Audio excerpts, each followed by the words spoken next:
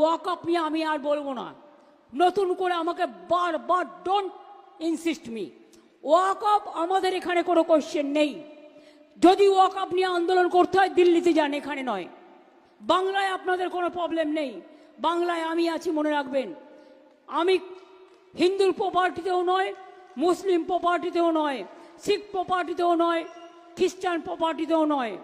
আমি কখনো কারোর জমি অধিকার করি না।